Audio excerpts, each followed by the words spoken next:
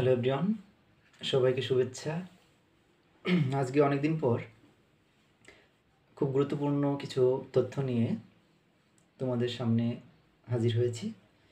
আশা করি আজকের যে ইনফরমেশনগুলো বা তথ্যগুলো, এগুলো তোমরা যারা চারুকলা ভর্তি পরীক্ষা দিবা তাদের জন্য খুব কাজে লাগবে এবং উপকৃত হবা। তো আমাদের এই চারুনন্দন চ্যানেলের উদ্দেশ্যই হচ্ছে বিভিন্ন বিশ্ববিদ্যালয়ে চারুকলা সম্বন্ধীয় যত ধরনের তথ্য এবং সহযোগিতামূলক ভিডিও বানানো। তো তারই ধারাবাহিকতায় আজকে আমরা ঢাকা বিশ্ববিদ্যালয়ের যে চারুকলা ভর্তি পরীক্ষা হতে যাচ্ছে আগামী 4 জানুয়ারি 2025, এখানের কিছু গুরুত্বপূর্ণ তথ্য যেগুলো জেনে যাওয়া খুব প্রত্যেকটা স্টুডেন্টের জন্য, যারা অ্যাপ্লিকান্ট তাদের জন্য খুবই গুরুত্বপূর্ণ। এই সব বিষয় নিয়ে আজকে একটু আলোচনা করব। তো আলোচনার পূর্বেই আমি প্রথমে একটু বলে নেই, সেটা হচ্ছে আসলে এই চারুকলায় পরীক্ষার্থী অনেক, কম্পিটিশন অনেক, এখানে অ্যাপ্লিক্যান্ট অনেক। তো কাজেই অনেকে হয়তো বা এটা নিয়ে কনফিউজ থাকে যে আসলে এখানে চান্স হবে কি না। তো আমি কিন্তু প্রথমে বলছি যে অ্যাপ্লিক্যান্ট অনেক, কিন্তু কম্পিটিটর কিন্তু খুব বেশি না। কারণ হচ্ছে অনেকেই আসে শুধুমাত্র ঢাকা ইউনিভার্সিটি এই সুবাদে যে একটা চান্স পাওয়া যায় কি না, বা অনেকেই ছোটোবেলা থেকে একটু আঁকাআঁকি করে, সেদিক থেকে তার ইচ্ছা হতে পারে যে আমি আঁকাটা একটু শিখি, তো বা বিশ্ববিদ্যালয়ে চান্স পাওয়া যায় কি না সেই সুবাদে অনেকেই ফর্ম ফিল আপ করে। এরা হচ্ছে অ্যাপ্লিক্যান্ট। আর কম্পিটিটর হচ্ছে কারা?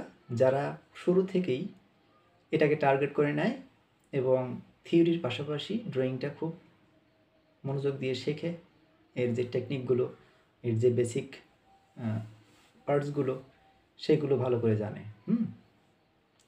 তো আমি আমার ইউটিউব চ্যানেলে, যেটা চারুনন্দন চ্যানেল, এই চ্যানেলটাতে কিন্তু যারা চারুকলায় ভর্তি পরীক্ষা দিতে ইচ্ছুক, আগ্রহী এবং যারা এটাতে ডেসপারেট, খুব মনে প্রাণে চারুকলাকে ভালোবাসে, পছন্দ করে, তাদের উদ্দেশ্যে এই চারুনন্দন চ্যানেলটা।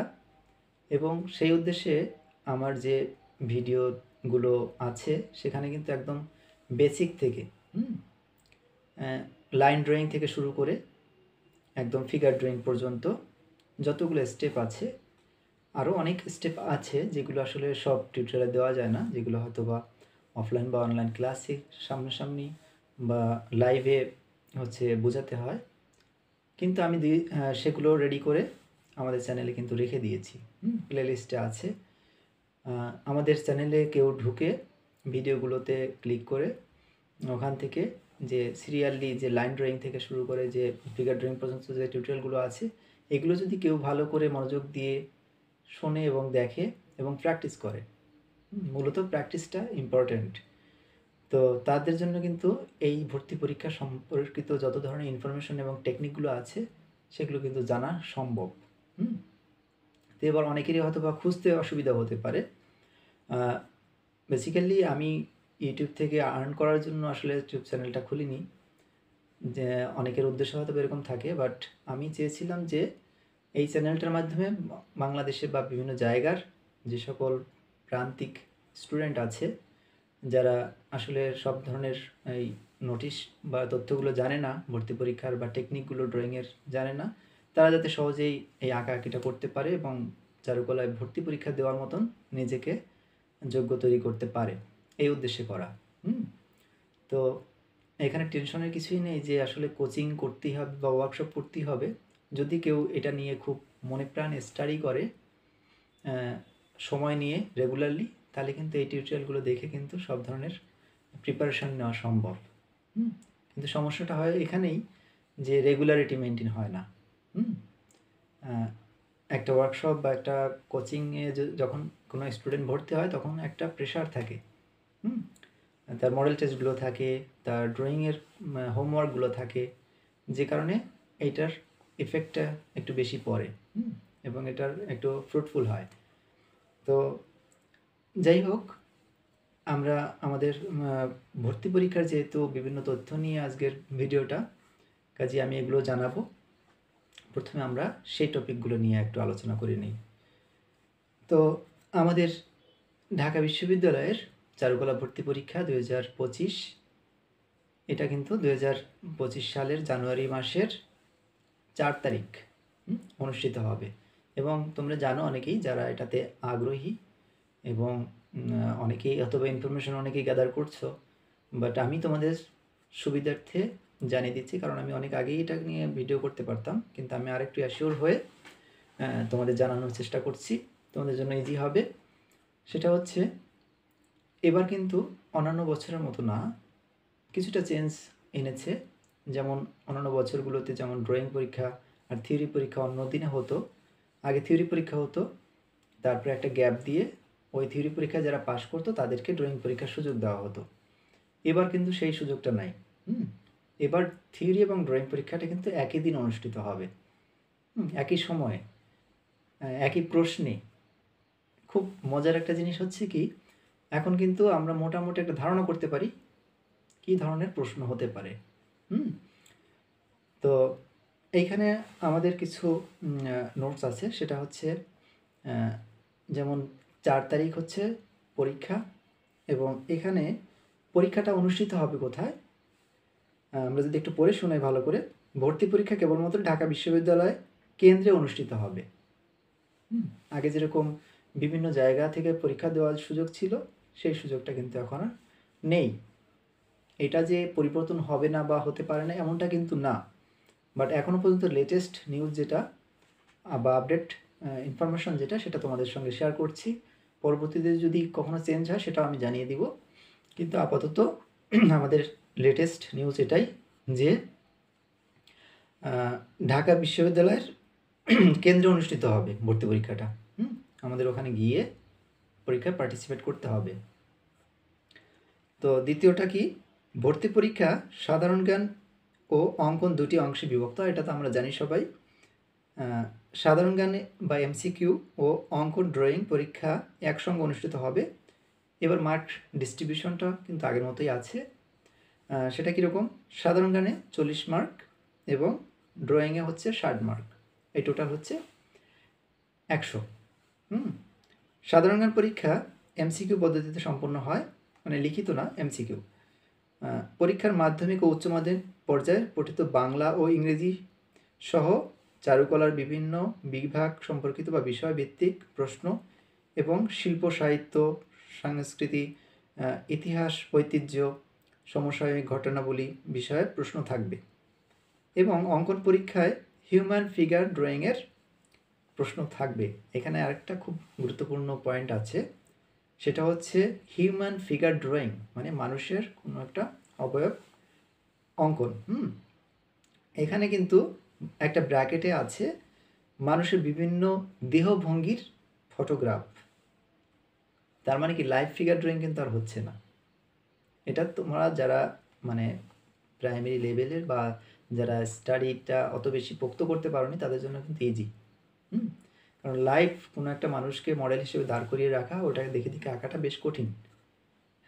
এটা যারা অনেক দিন যাবৎ প্র্যাকটিস করছে তাদের জন্য ইজি, কিন্তু যারা রিসেন্ট তোমরা প্র্যাকটিস করতেছো তাদের জন্য কিন্তু এটা কঠিন। যে কারণে এখানে কিন্তু সহজ করে দিয়েছে। আগে যেরকম পরীক্ষাতে কোনটা আসবে কিছু বলা ছিল না, ফিগার ড্রয়িং নাকি স্টিল লাইফ নাকি ল্যান্ডস্কেপ নাকি ডিজাইন, এবার কিন্তু ফিক্সড এবং মানে কীভাবে প্রশ্নটা হবে সেটা বলে দিয়েছে। ফটোগ্রাফ মানে হচ্ছে প্রশ্নের উপরই একটা ফিগারের ছবি থাকবে, ওই ছবিটাকেই আমাদের আঁকতে হবে। এবার সেই ছবিটা কীরকম হতে পারে, কোনো একজন আর্টিস্টের আঁকাও হতে পারে স্কেচ লাইনের মাধ্যমে, অথবা কোনো একটা মডেলের ছবি তুলে ফটোগ্রাফি করে সেই ছবিটা প্রশ্নের উপর দিতে পারে। এবার প্রশ্ন তো ছোট হয় আমরা জানি, এবার প্রশ্নটা যদি ছোট হয় ওইটার ভিতরে যদি ফটোগ্রাফটা থাকে বা স্কেচটা থাকে, সেটাকে আমাদের এমন হতে পারে যে 2 গুণ বা 3 গুণ করে আঁকো। তখন কীভাবে আঁকবো এটারও একটা টেকনিক আছে, যেটা আমি আস্তে আস্তে তোমাদের বুঝিয়ে দিব পরবর্তী টিউটোরিয়ালে। আর যারা ওয়ার্কশপ করতেছে তাদেরকেও এটা প্র্যাকটিস অলরেডি চলছে, তো এটার উপরে আমরা টিউটোরিয়াল রাখবো। তবে এখানে কিন্তু ইজি হয়ে গেল যে মানুষের বিভিন্ন দেহভঙ্গির ফটোগ্রাফ। মানে সেটা বিভিন্ন ধরনের দেহভঙ্গি, সেটা দাঁড়িয়ে আছে, শুয়ে আছে, বসে আছে, অথবা কোনো একটা কাজ করতেছে। হ্যাঁ, তো এই যে ভঙ্গিগুলো, এই ভঙ্গিগুলোর ড্রয়িংটা করতে হবে। এটা ইজিলি হয়ে গেল আমাদের, হ্যাঁ, ড্রয়িংয়ের জন্য। আর থিওরির জন্য এখানে বলছে কিন্তু যে টপিকগুলোর উপর দিয়ে প্রশ্ন আসবে, সাধারণ জ্ঞানগুলো, সেটা হচ্ছে বাংলা ইংলিশ, সেটা হচ্ছে পরীক্ষা মাধ্যমিক ও উচ্চ মাধ্যমিক পর্যায়ের পঠিত বাংলা ও ইংরেজি। এসএসসি বা এইচএসসির যে বাংলা ইংরেজি বই আছে এখান থেকে কিন্তু প্রশ্ন আসবে। আর আসবে কি, চারুকলার বিভিন্ন বিভাগ সম্পর্কিত বা বিষয় ভিত্তিক প্রশ্ন। চারুকলার এখানে কিন্তু একটা খুব গুরুত্বপূর্ণ বিষয়, কারণ অন্যান্য ইউনিটের যারা পরীক্ষা দেয় তাদের কিন্তু এই চারুকলার সম্পর্কিত জ্ঞানটা একটু কম থাকে। কারণ তারা কিন্তু এটা নিয়ে অত বেশি সময় দেয় না, তারা বাংলা ইংলিশ সাধারণ জ্ঞান এগুলো নিয়েই পড়ে থাকে। কিন্তু যারা চারুকলারতে ইন্টারেস্টেড, যেমন কোন শিল্পীর জন্ম কোথায়, তার বায়োগ্রাফি কী, তার আর্টগুলো কী কী, হ্যাঁ, তার অবদানগুলো কী কী, এগুলো যদি ভালো করে স্টাডি করা যায়, এবং সভ্যতা, বিশেষ করে বিভিন্ন সভ্যতার যে প্রশ্নগুলো, এগুলো কিন্তু স্টাডি না করলে মনে থাকে না। হ্যাঁ, আমি হুটহাট করে একটা বই থেকে এমসিকিউ মুখস্থ করে গেলাম, সেটা কিন্তু মনে রাখা কঠিন। কিন্তু এটার ইতিহাসটা যদি আমরা জানি, যেমন সিন্ধু সভ্যতার ইতিহাস, মিশরীয় সভ্যতার ইতিহাস, হ্যাঁ, প্রাগৈতিহাসিক যুগের যে ঘটনাগুলো, বিভিন্ন আবিষ্কার, সেগুলো যদি আমরা এই ক্লাসের মাধ্যমে ভালো করে জানি, গল্প আকারে, যেভাবে আমাদের ওয়ার্কশপে আমরা করি, হ্যাঁ, থিওরির জন্য আলাদা আমাদের আপু আছে, যিনি জাহাঙ্গীরনগর বিশ্ববিদ্যালয়ের প্রথম ছাত্রী, মানে ফার্স্ট গার্ল, উনি কিন্তু এই থিওরি ক্লাসটা নেয়। তো সেক্ষেত্রে গল্পের আকারে জানলে পরে বা নোটসগুলো যদি ফলো করা যায়, কোন ইম্পর্ট্যান্ট টপিকগুলো আছে, তাহলে কিন্তু এটা ইজি হয়ে যায়। আর কি কি আছে, শিল্প, সাহিত্য, সংস্কৃতি, ইতিহাস, ঐতিহ্য, সমসাময়িক ঘটনাবলী। সমসাময়িক ঘটনাগুলো কি কি, যেমন রিসেন্ট নিউজ, যেটা, হ্যাঁ, কারেন্ট অ্যাফেয়ার্স, বিভিন্ন দেশের ঘটনাগুলো কি হচ্ছে বর্তমানে, হাইলাইট কোনগুলো হচ্ছে, বর্তমান অবস্থাগুলো কী কী, এই বিষয়গুলো নিয়ে প্রশ্ন থাকবে। এটা কিন্তু হয়ে গেল আমার, তার মানে আমার শিল্প সাহিত্য থেকে আসবে প্রশ্ন, সংস্কৃতি থেকে আসবে, ইতিহাস থেকে আসবে, ঐতিহ্য এবং সমসাময়িক ঘটনাগুলো থেকে প্রশ্ন আসবে। এটা হলো থিওরির বিষয়টা। তাহলে আমাদের ড্রয়িং এবং থিওরির বিষয়গুলো কিন্তু আমরা বুঝে গেলাম। আর যেটা গুরুত্বপূর্ণ বিষয়, সেটা হচ্ছে প্রথমে তোমার 30 মিনিট কিন্তু থিওরির জন্য, একই প্রশ্নে ড্রয়িং এবং থিওরি থাকবে। সময় কত মিনিট? 1.5 ঘন্টা। তো এই 1.5 ঘন্টারকে আমি কিভাবে কাজে লাগবো সেটা আমার ব্যাপার।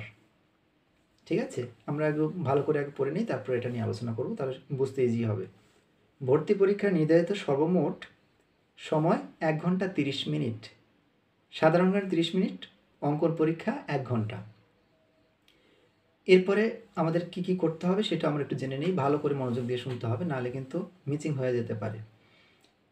রোল নম্বর বা সিরিয়াল নম্বর অনুসারে পরীক্ষার আসন বন্টন হবে। তোমাদের যে রোল নম্বর আছে বা সিরিয়াল নম্বরগুলো আছে, এই অনুসারে কিন্তু আসন বন্টনটা হবে।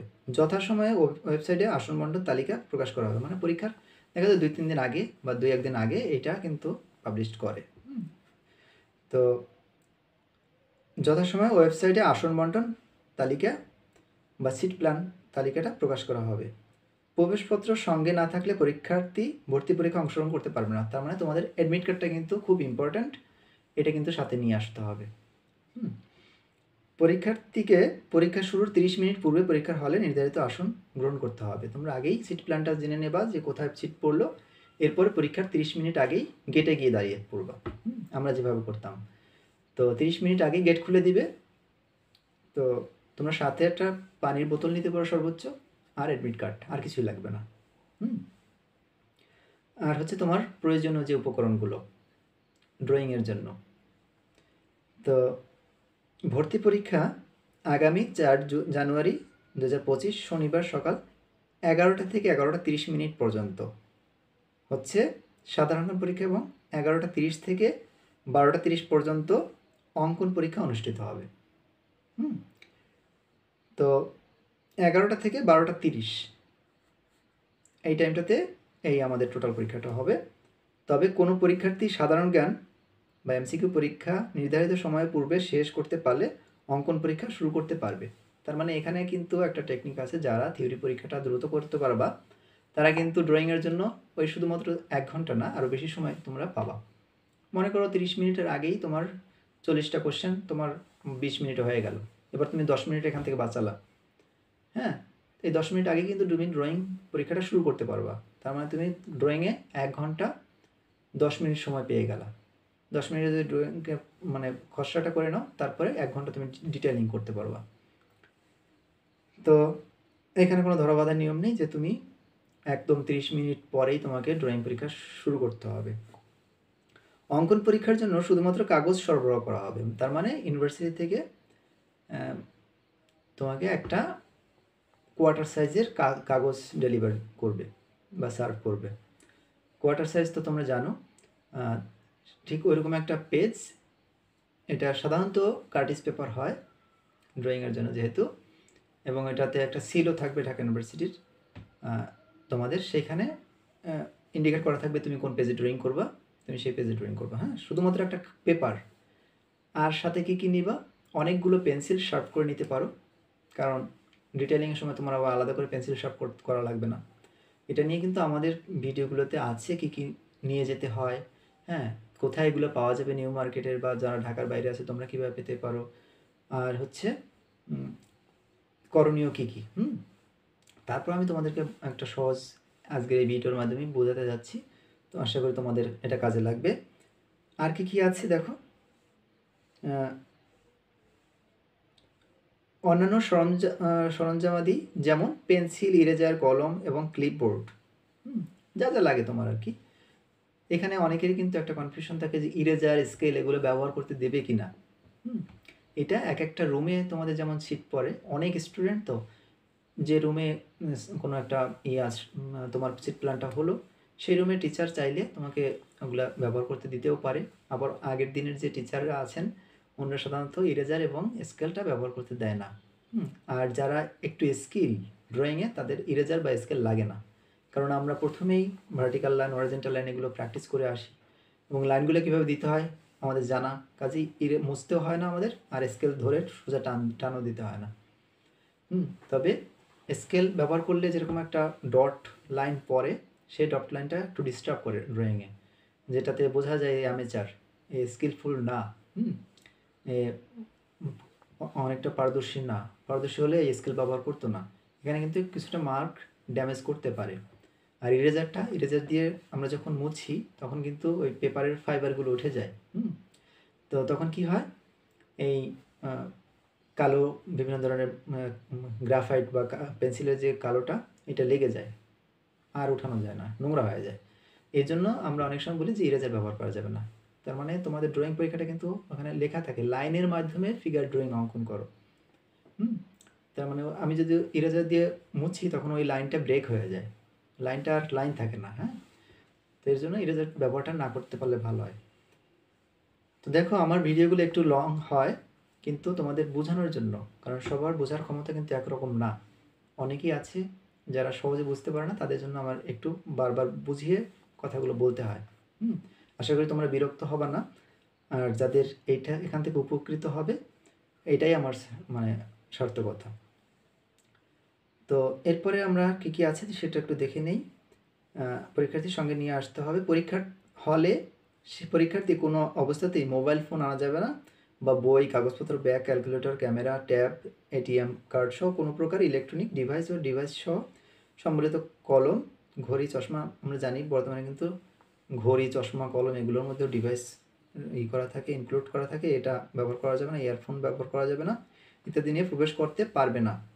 সরবরাহকৃত উত্তরপত্রে প্রবেশপত্র অনুসারে পরীক্ষার্থীর প্রয়োজনীয় তথ্য, যে তোমাদের যে উত্তরপত্রটা দিবে সেই উত্তরপত্রে তোমার যে অ্যাডমিট কার্ড আছে বা প্রবেশপত্র আছে, সেই অনুসারে তোমার নাম বা প্রয়োজনীয় যে তথ্য, এটা ইংরেজিতে বড় হরফে লিখতে হবে। ইংরেজিতে লিখতে হবে, কিন্তু তুমি বাংলা লিখে দিয়ে আসলে কিন্তু এটা প্রবলেম করবে। অনেক সময় এটা প্রবলেম করে কম্পিউটারে, অনেক সময় দেখা যায় এটা যদি জাজ হয় বিভিন্ন মাধ্যমে, তখন কিন্তু এটা বুঝতে অসুবিধা হয়। এই কারণে ইংরেজি বড় হরফে স্পষ্টভাবে লিখতে হবে এবং নির্ধারিত স্থানে স্বাক্ষর করতে হবে। তোমার যেখানে স্বাক্ষর করার জায়গা সেখানে স্বাক্ষরটা করবা উত্তরপত্রে। হ্যাঁ, উত্তরপত্রে তোমার কিন্তু একটা সিগনেচার আছে।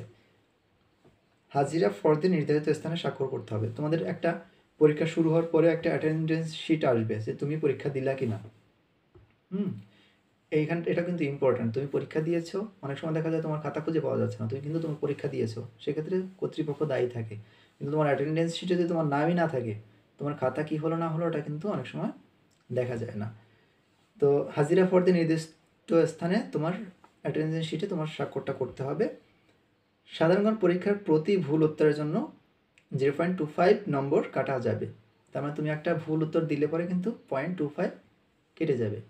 কাজেই অনেকেই দেখা যায় আন্দাজে অজস্র পয়েন্টগুলো আমরা দাগিয়ে আসি, এটা করলে কিন্তু নেগেটিভ মার্কিং হয়ে যাবে। ওই 1 মার্ক তো পেলামই না, বরং উল্টা মানে 1 মার্কের পরেও 0.25 কাটা গেল। তো কাজেই যারা তোমরা মানে এনশিওর হয়ে যে হ্যাঁ এটাই হবে, ওইগুলো শুধু দাগাতে হবে। নেগেটিভ মার্ক আছে যেহেতু ভুলভাল দাগানো যাবে না। বিশ্ববিদ্যালয়ের বিধি অনুযায়ী সাধারণ জ্ঞান ও অঙ্কন পরীক্ষা সর্বমোট 40% নম্বর প্রাপ্তরা উত্তীর্ণ হিসেবে বিবেচিত হবে। তার মানে তুমি যে ড্রয়িং পরীক্ষা এবং থিওরি পরীক্ষাটা দিলা 100 মার্কের মধ্যে, তুমি যদি 40 মার্ক পাও তাহলে তুমি পাস করবা, তোমার নাম আসবে। তোমার নাম কিন্তু চলে আসবে যদি তুমি 40 মার্ক পাও টোটাল 100 মার্কের মধ্যে। ড্রয়িং পরীক্ষা এবং থিওরি পরীক্ষা দেখো কত সহজ হয়ে গেল। আগে যেরকম থিওরি পরীক্ষায় পাস না করলেই আর তোমার নামটা থাকতো না। এবার ভর্তি পরীক্ষায় প্রাপ্ত নম্বরের সাথে পরীক্ষার্থীর মাধ্যমিক ও উচ্চ মাধ্যমিকের ফলাফল, যেমন এই যে মার্কটা তুমি পেলা পরীক্ষায় বা পাস করলা, এটার সঙ্গে তোমার এসএসসি এবং এইচএসসি রেজাল্ট স্কোরটাকেও ইনক্লুড করা হবে। এখানে পরীক্ষার্থীর ফলাফলের 20 বা এসএসসিতে 10, এইচএসসিতে 10 যুক্ত করে সর্বমোট 120 নম্বরের মধ্যে মেধা তালিকা প্রস্তুত করা হবে। 100 মার্কের মধ্যে তুমি যে মার্কটা পেলা এটার সঙ্গে তোমার ওটার সঙ্গে এসএসসি আর এইচএসসির স্কোরটা যোগ হয়ে তখন কিন্তু তোমার মেধা তালিকা আসবে। সাপোজ তুমিও 40 মার্ক পেলা, আরেকজনও 40 মার্ক পেলো, তখন কিন্তু সেম হয়ে গেল। তখন তোমার এসএসসি আর এইচএসসির রেজাল্টটা কাউন্ট করবে, বা ওইখান থেকে একটা স্কোর নিয়ে তুমি আগের সিট পাবা নাকি সে আগের সিট পাবে সেটা কিন্তু কাউন্ট হবে। এবার ভাবতে পারো যে যদি 40-এ পাস হয় তা তো অসংখ্য স্টুডেন্ট পাস করবে, তখন কি হবে? তখনও কিন্তু একটা আছে যে তোমার সিরিয়াল অনুসারে, হ্যাঁ, তোমার ড্রয়িংয়ে কত মার্ক পেলা বা থিওরিতে কত মার্ক পেলা এটা তো আছেই, পাশাপাশি তোমার এই এসএসসি এইচএসসির স্কোরটাকে মিলিয়ে তুমি যত পেলা সেই সিরিয়ালি তোমাকে একটা লিস্ট দিয়ে দিবে। এবার ওখান থেকে জাস্ট যেহেতু 130টা সিট, হ্যাঁ, কাজে এই 130টা সিট 130 জন রাখার পরেও কিছু ওয়েটিংয়ে রাখবে, প্রায় 200-র মতো ওয়েটিংয়ে রাখবে। এর পরেরগুলো কিন্তু আর চান্স পাবে না।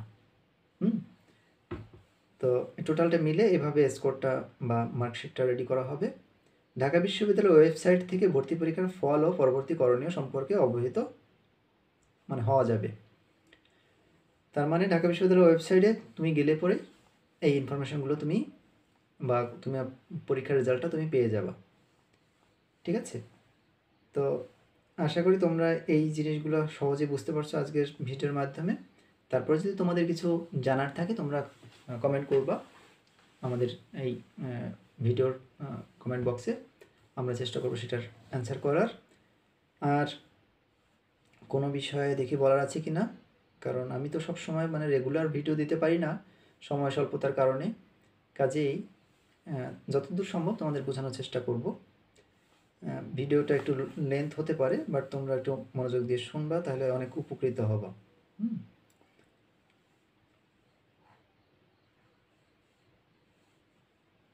আচ্ছা, এবার ড্রয়িংয়ের বিষয়টা আর থিওরির বিষয়টা তো আমরা বুঝলাম, পরীক্ষার ডেটটা সম্পর্কে জানলাম, আর হচ্ছে স্কোরটা সম্পর্কে জানলাম, নেগেটিভ মার্ক আছে কিনা সেটা সম্পর্কে জানলাম, পরীক্ষা একই দিনে হবে সেটা সম্পর্কে জানলাম। আর কি জানলাম?